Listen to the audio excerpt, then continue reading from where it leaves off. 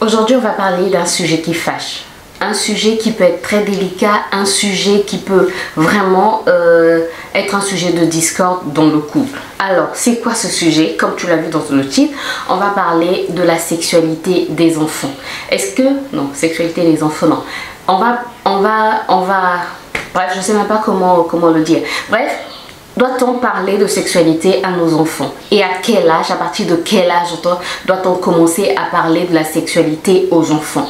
Et une autre question, est-ce qu'on doit plus parler de sexualité à nos enfants filles ou c'est la même chose que nos enfants garçons? Bref, aujourd'hui on va parler de ce sujet très délicat et très tabou pour les Africains et surtout en Afrique, pour les Africains qui vivent en Afrique. Donc sans plus tarder, on passe en vue du sujet. Alors aujourd'hui, donc comme je le disais, on va parler de la sexualité. Doit-on parler de sexualité à nos enfants et à partir de quel âge? Et est-ce que nos filles sont plus on doit plus parler de sexualité à nos filles qu'à nos garçons? Bref, dites-moi en commentaire ce que vous en pensez. Est-ce que vous avez des enfants? Quel âge ont-ils?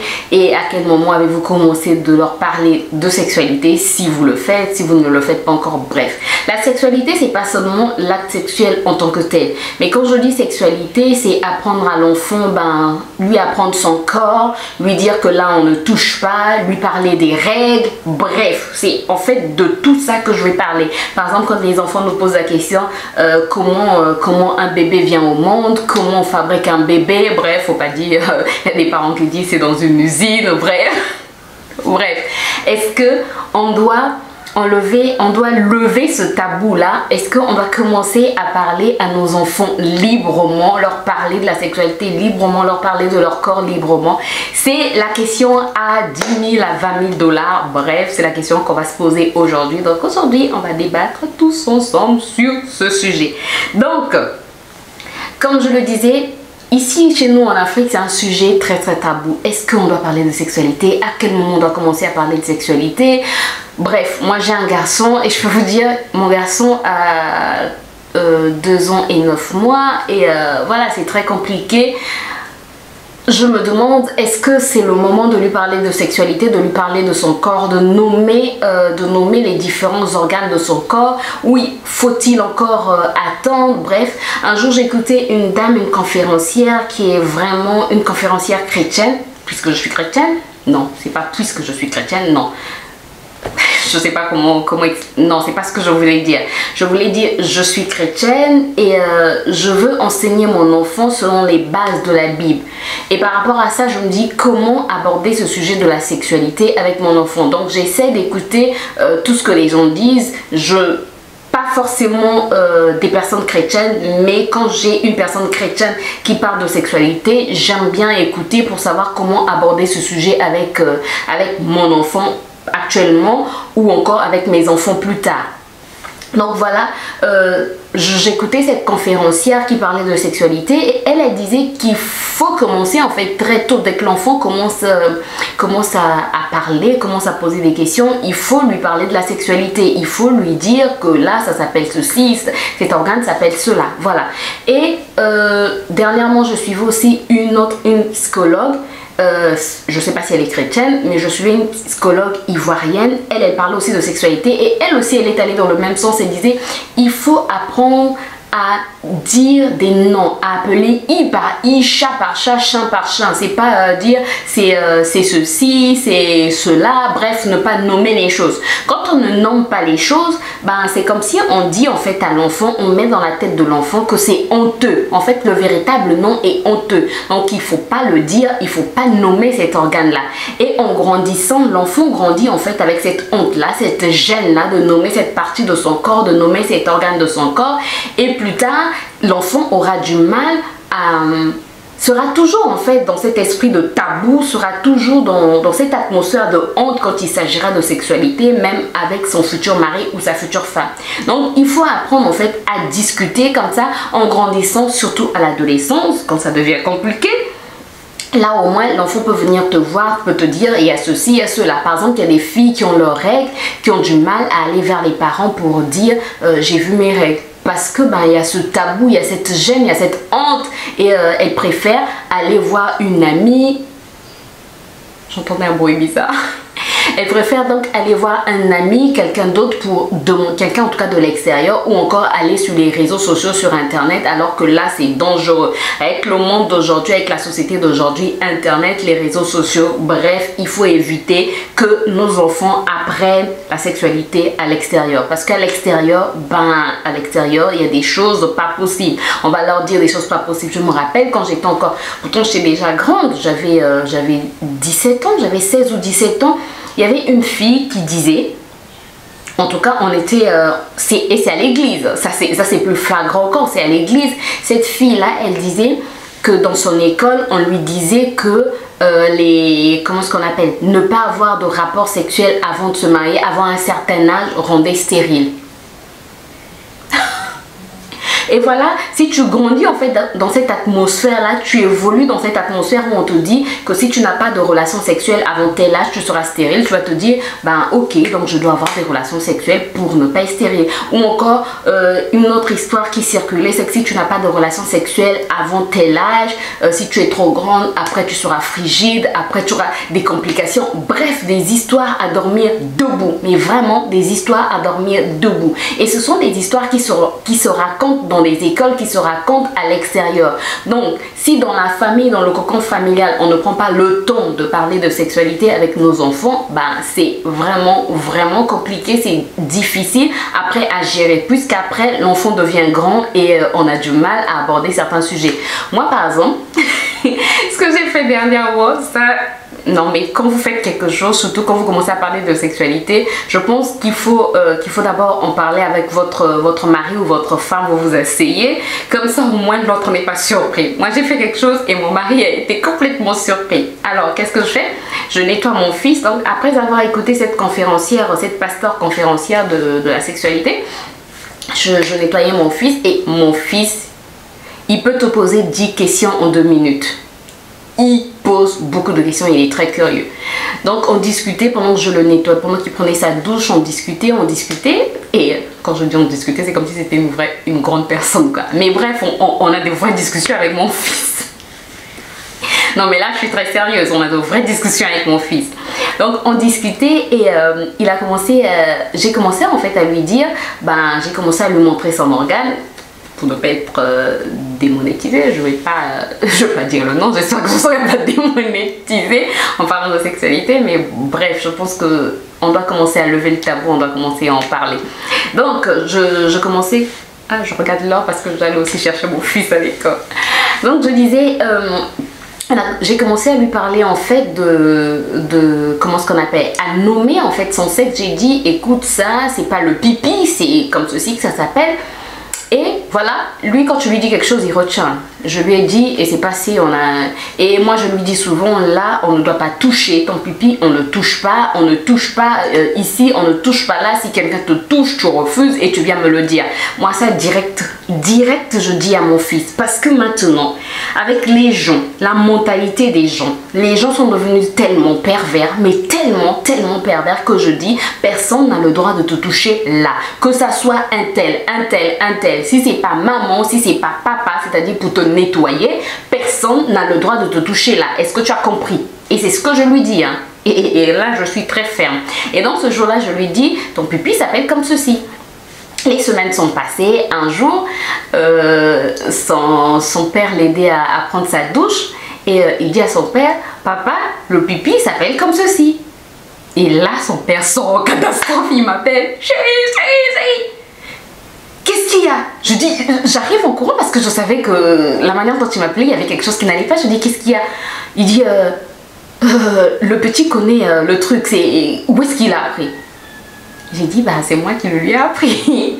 Après, je lui ai expliqué, en fait, j'ai écouté une conférencière qui parlait de la sexualité, et voilà, qui disait qu'il fallait commencer à en parler aux enfants, voilà, pour éviter les sujets tabous, et voilà.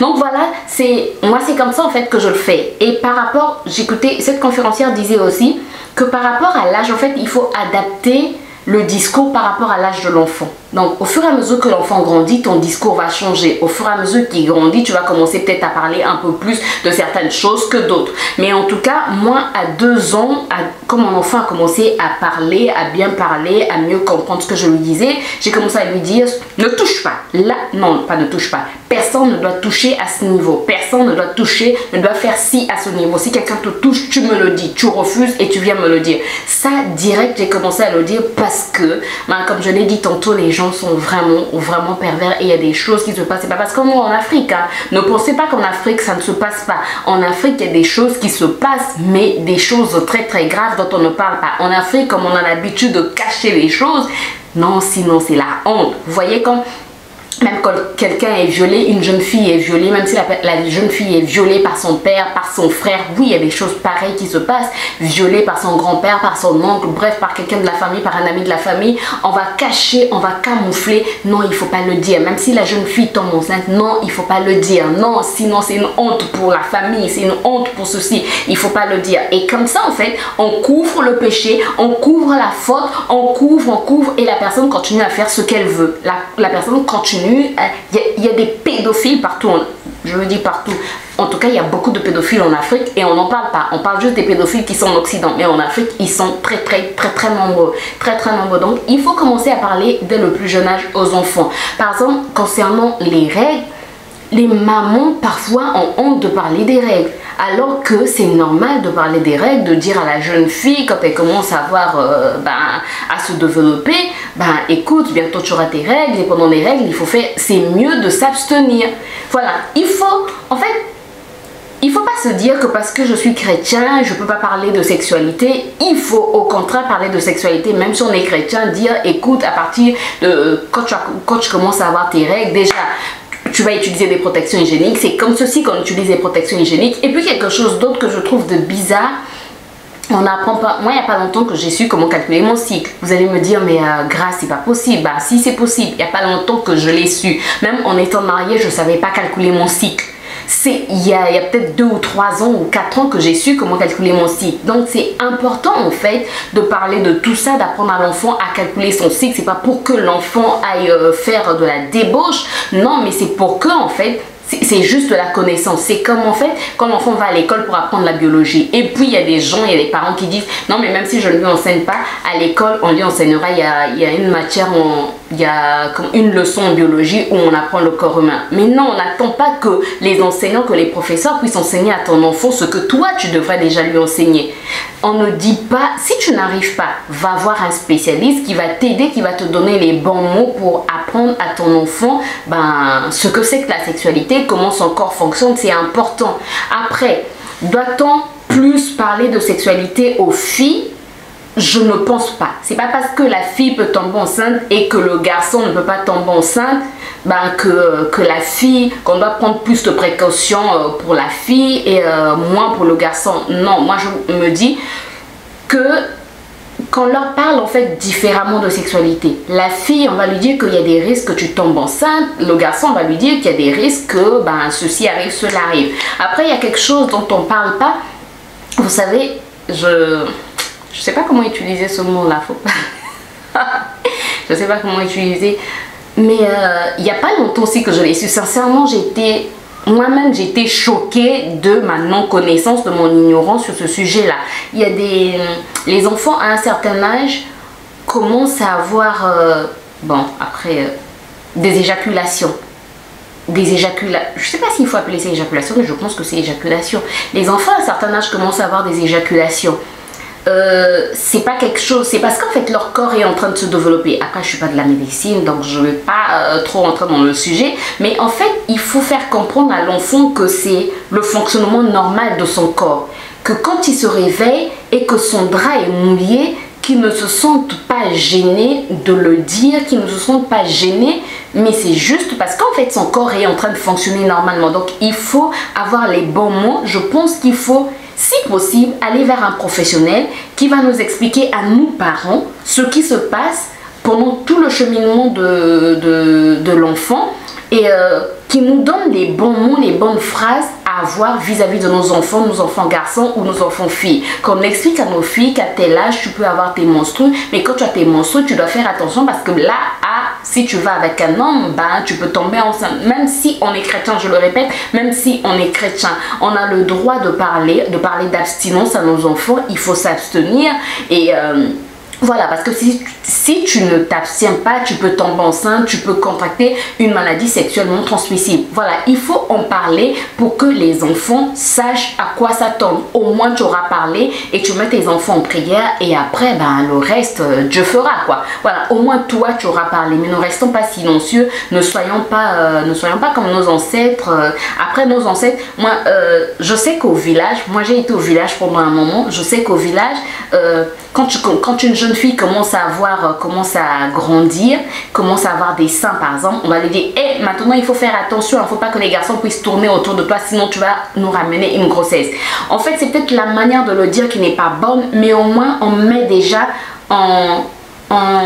on met déjà des signaux d'alarme en fait. On dit à la fille, on met déjà des feux orange. Il faut faire attention parce que ceci peut arriver, cela peut arriver. Et en ville, on est silencieux, on laisse nos enfants comme ça alors que le pire peut arriver. Et quand le pire arrive, c'est-à-dire que la fille a une MST ou le garçon a une MST ou encore la fille tombe enceinte ou le garçon va enceinter, à ce moment-là, on se dit, ok, tu prends tes bagages, tu vas chez ton mari ou encore, bref, il y a des choses qui se font. La fille tombe enceinte, on chasse la fille de la maison, elle va chez l'homme, chez le garçon, alors que le garçon a à peine 12 ans, 13 ans, 14 ans. Bref, le garçon aussi bref, ça ne va pas bien et après c'est la souffrance et après, bref, la vie des enfants est gâchée. Donc c'est à nous, parents, de prendre nos responsabilités, mais n'hésitez pas à me dire, vous, ce que vous en pensez. Est-ce que vous pensez qu'on doit parler de sexualité à nos enfants et à quel âge on commencer? Est-ce que les filles sont plus concernées que les garçons? Et voilà moi ce que j'avais à dire au sujet de la sexualité. Je vous attends dans les commentaires pour qu'on continue à discuter sur ce sujet très